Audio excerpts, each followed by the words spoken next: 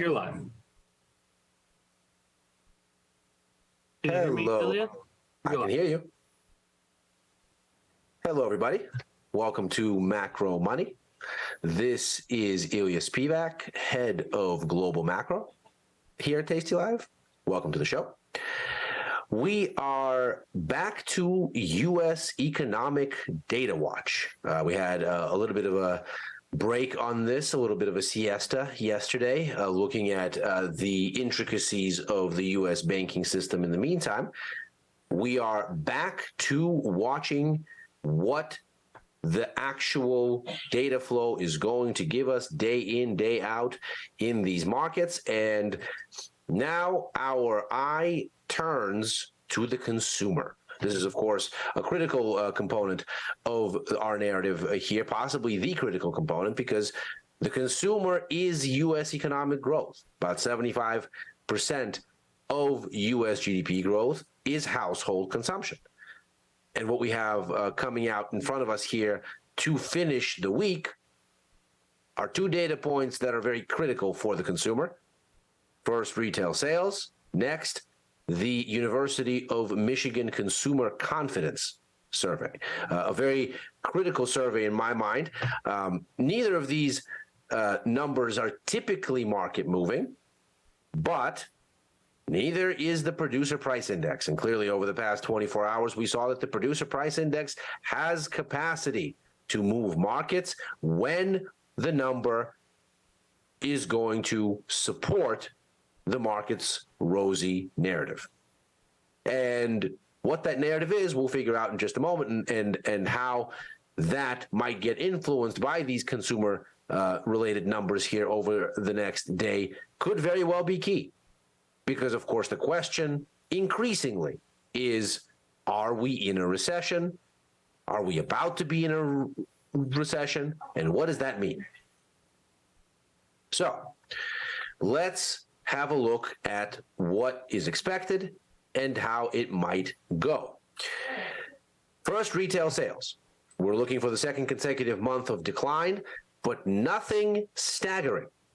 Another 0.4% drop here expected month over month, matching the prior month's number. And you can see very much within the range of recent values going back to the middle of 2021, which is, of course, where the Fed rate hike cycle story is really born. It's June of 21 that the Fed says, all right, we thought inflation was going to fade by itself. Obviously, that's not the case here. We're going to have to go on a tightening cycle of some consequence. Through that 6 months where the Fed was gearing up, the subsequent 12 months where the Fed was actually tightening, and then the subsequent 4 months, which is where we find ourselves now. So call it 22 months of movement here.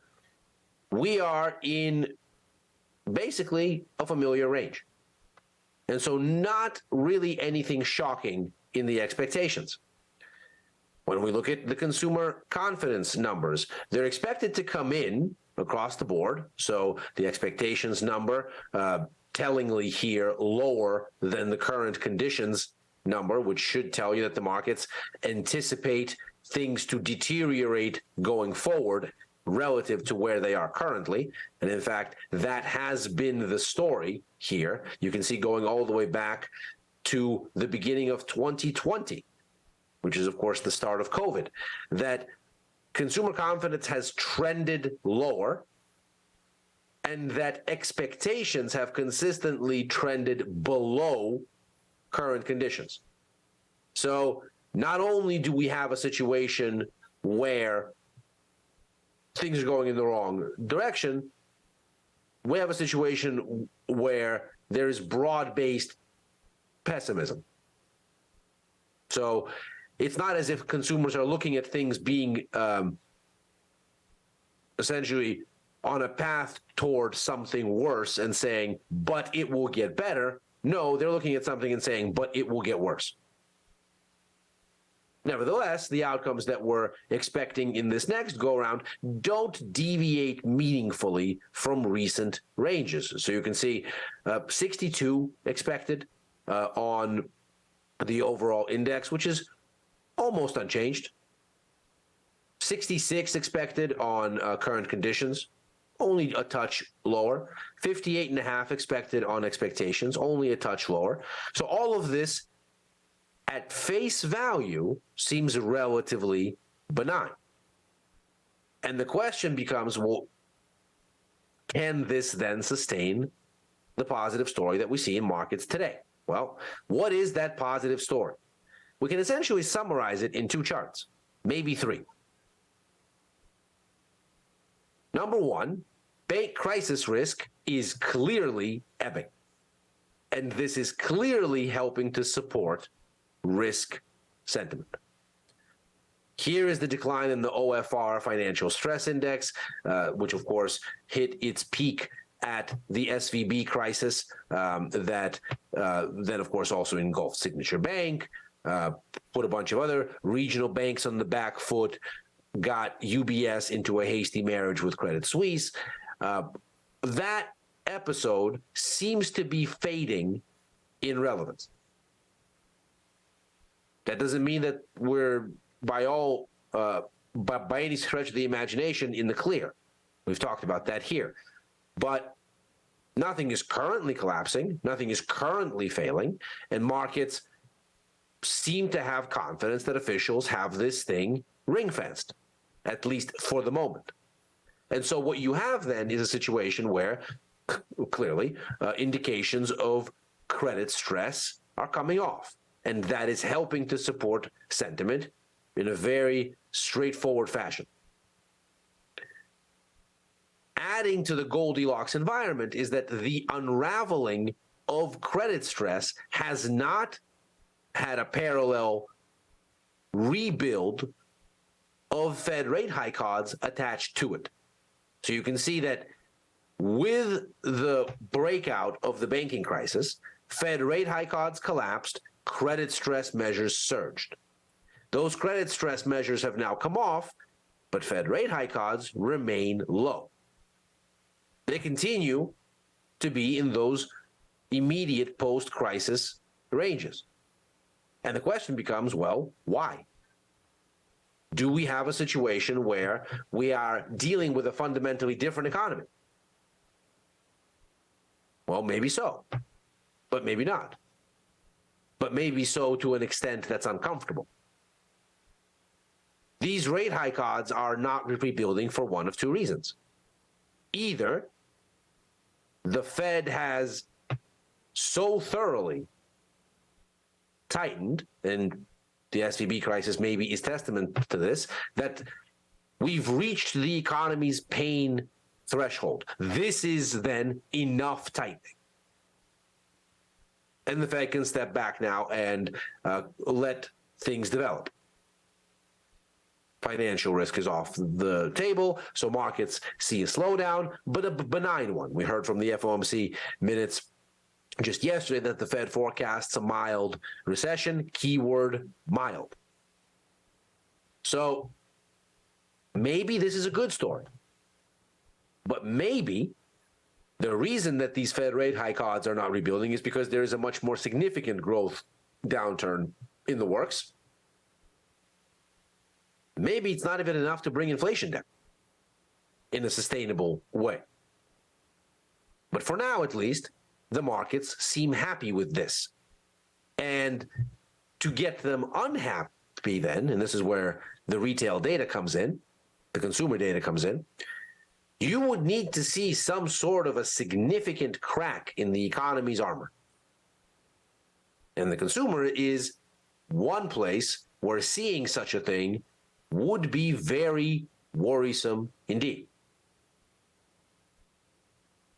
On the inflation front, the headline numbers seem to indicate that, in fact, here we are with a CPI that's trending comfortably lower, a PCE that seems to be following.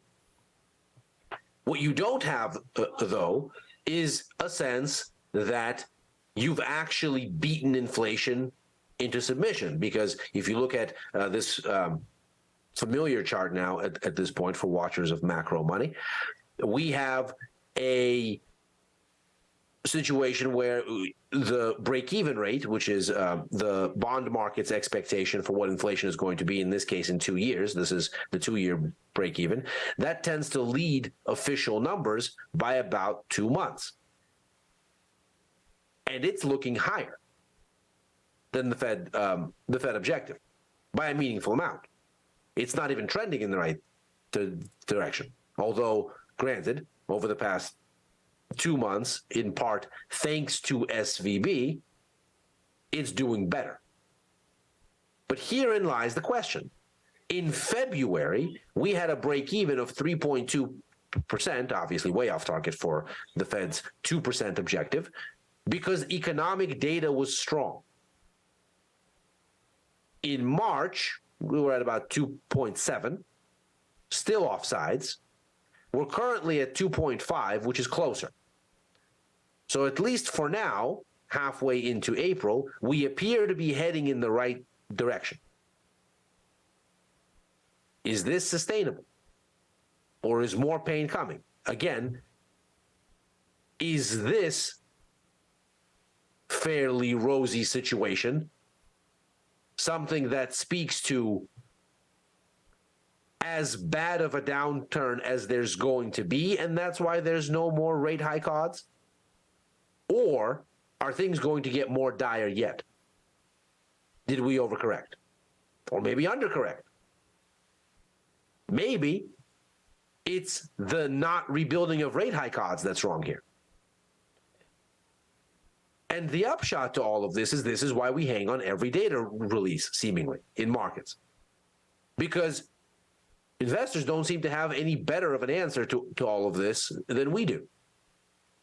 And so every little number, the PPI released today was a case in point, is reactive for markets because they are granularly fine-tuning which version of this story is more compelling, more plausible, more likely to carry price action forward. At the crux of it is this table here. This is Fed policy expectations as they currently stand. You can see we have 18 basis points of a 25 basis point rate hike here, looking at the implied rate delta column, priced in between May and June. So either the May meeting in 2 weeks or the June meeting in 8 weeks is ostensibly going to give us a peak rate of 5%.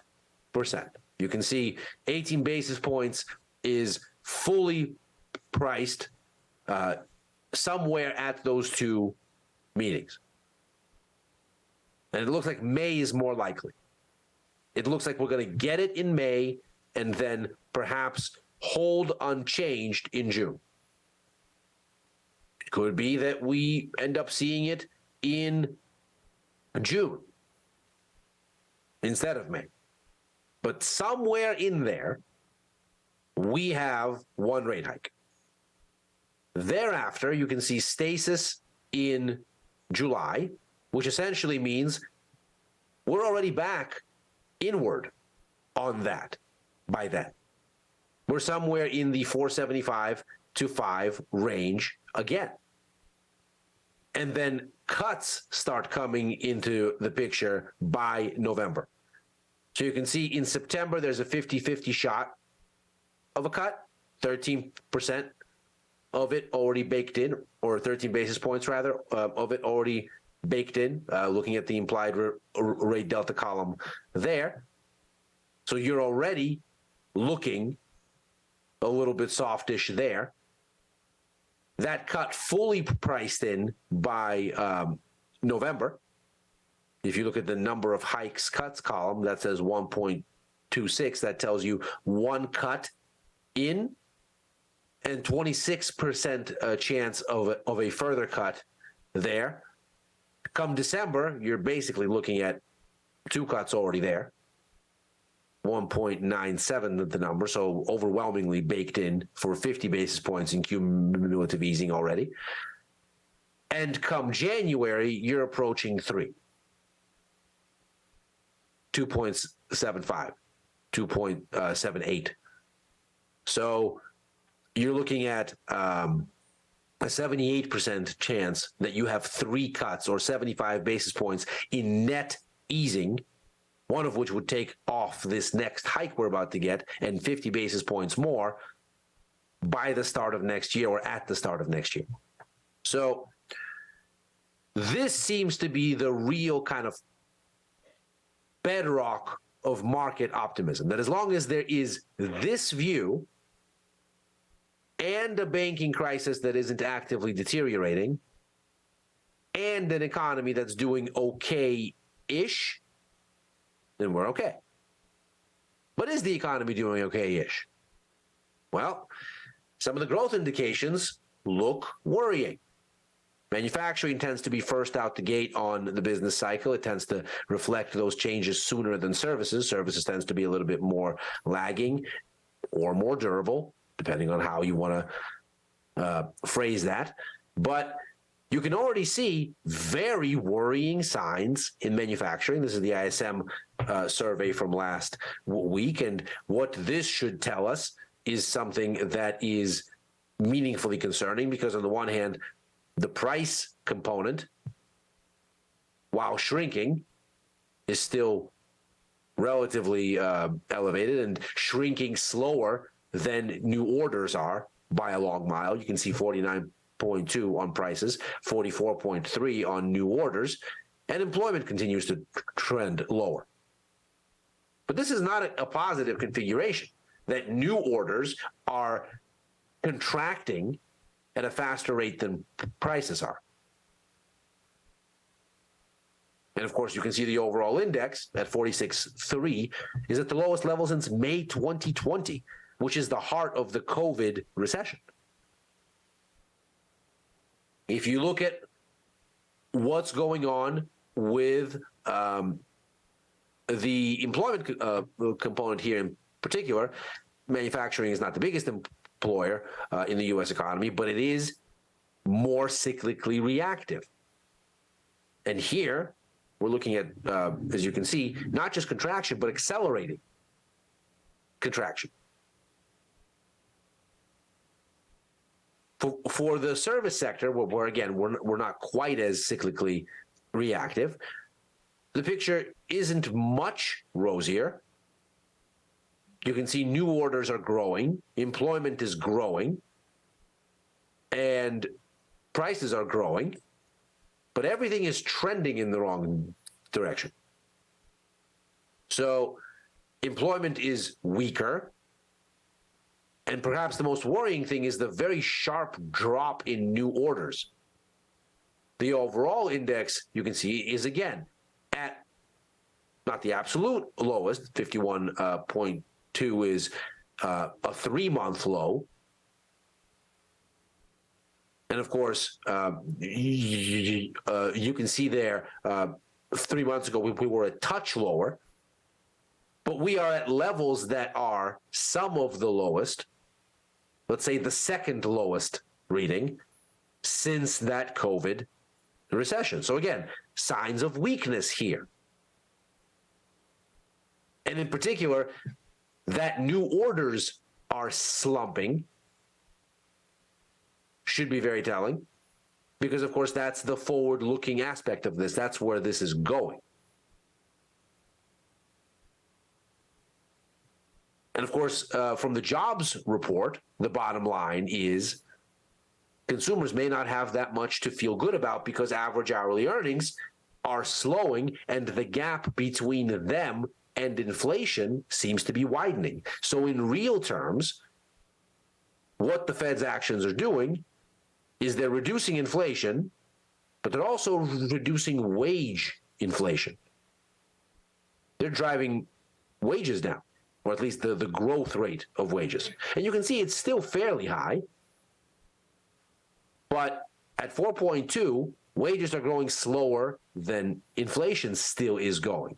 And so you still have a situation where consumers are getting squeezed because the purchasing power in real terms of their wages is still upside down. It's not in the right direction. They're still looking at deterioration in purchasing power for their wages because inflation still outpaces them. In fact, the gap between average hourly earnings and inflation does not seem to be moving in the right direction. So you have a situation here then that consumers may not necessarily be all that optimistic about. In fact, looking at overall U.S. economic data, it does seem to have turned a corner. Much of what we saw in building Fed rate hike odds in February was all about the data getting much stronger. You can see that run, that big jump on the chart you see after the turn of the year. We kind of find a bottom in January, and then in February, U.S. economic data takes off relative to expectations. That's where you get that build out of Fed rate hike odds going all the way to 5.5% that ultimately got killed by the banking crisis. Now the economic data seems to have soured. It seems to have turned lower. So maybe we have a concurrent squeeze on the growth side that's finally maturing because the lags with which Fed policy operates are finally getting run down. And the squeeze then is perhaps becoming worse. If this all comes together to give you a pessimistic consumer to a greater extent than what is anticipated in the numbers, if it's not a 0.4% decline, but a greater one on retail sales, if it's a deeper decline on the consumer confidence survey indicators, well, that would start to suggest that this Goldilocks period that the markets are now seemingly operating in isn't sustainable. That what we are in is essentially the eye of the storm. It should be telling that recession odds, one-year recession odds from a survey of economists polled by Bloomberg, has not fallen off through all of this. We still are holding in that kind of 60 to 68 range that we've been in since the beginning of this year, averaging about 65. So rate hike odds still very, very elevated here.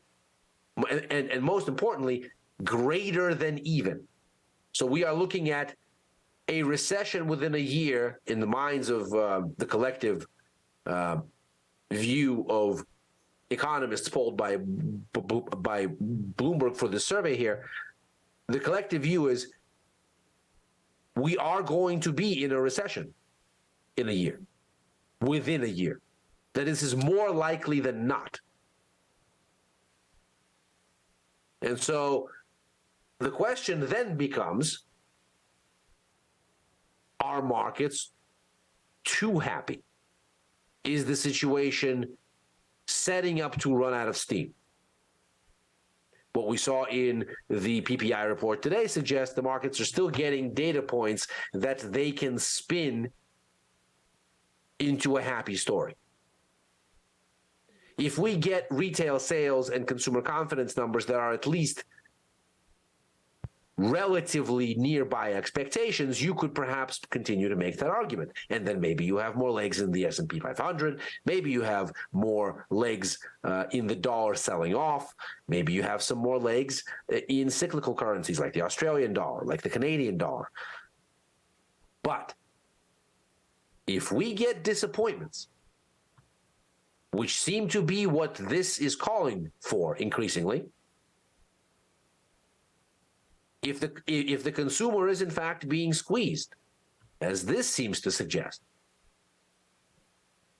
if the business cycle is in fact starting to turn in an adverse direction, as these things seem to suggest, and if the degree of pain is not what the markets have accounted for here in their rosy thinking, then you might have a very significantly different outcome. Disappointments here that don't give the markets enough fodder to feed this narrative. In other words, numbers that don't just suggest the Fed is done hiking, but suggest that the reason for the cutting is that the growth situation is significantly worse. Well, then you're probably looking at weaker stocks. You're probably looking at a stronger dollar as capital moves to cash. You probably run out of steam on gold making new highs.